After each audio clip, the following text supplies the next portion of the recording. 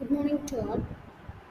Good morning to all. I am Muthuselvi, Assistant Professor, Department of Commerce with Computer Application.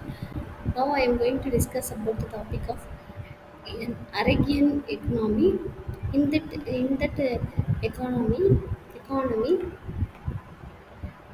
dom, dominance of agriculture. In that Indian economy was predominantly Arabian, with the majority of the population engaged in agriculture.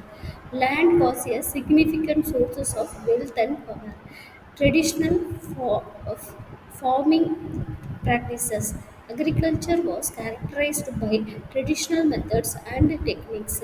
The majority of the farmers realized on manual labor and lacked access to modern tools and technology. Next one is colonial impact, exploitative economic policies.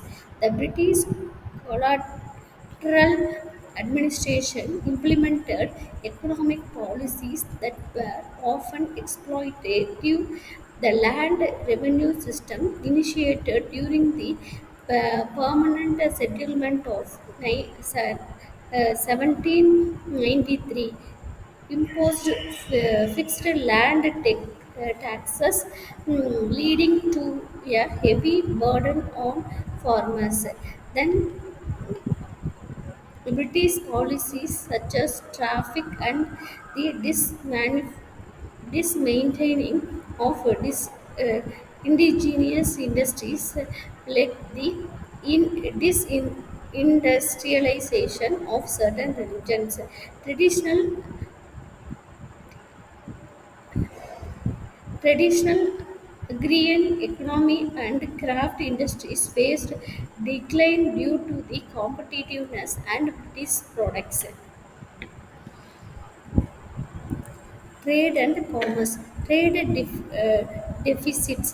The British rules resulted in trade imbalances with India, exporting raw materials and importing finished goods. These trade patterns contributed to economic dependency. Then railways and transportations. The introduction of railways and improved transportation infrastructure by the British aimed at facilitating the movement of goods for export, but also had broader economic implications. Then social and caste structure.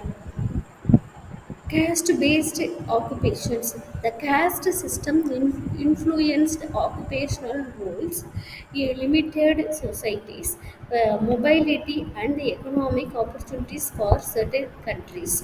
There were residents on the education and employment based on caste. Next one, rural and urban divided. Urban centres. Urban centres were often hubs of economic and administrative activity, but the benefits did not always reach rural areas. Major cities like Calcutta, Bombay, and Madras served as centers for trade, finance, and administration. So the urban cities, that is, majority the urban cities are benefited for the technologies. Rural the rural areas compared to urban areas, the rural areas not used the technology adopted by our country or the nation. Next, poverty and firms.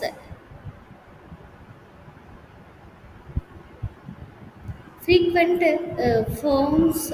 India experienced several firms during the colonial period. that is based on the factors such as inadequate infrastructure, then economic policies, and the exploitation of resources for export. So, in our country, we are not having the sources for the facilities for the export. We are having we are having lesser export products. The government also reduced the procedures and encourages the exporters to export their product to the other countries. Next one, limited industrialization. Industrialization basis was limited as there was an absence of large scale industries enterprises. Cottage industries and small scale manufacturers were more prevalent. Thank you.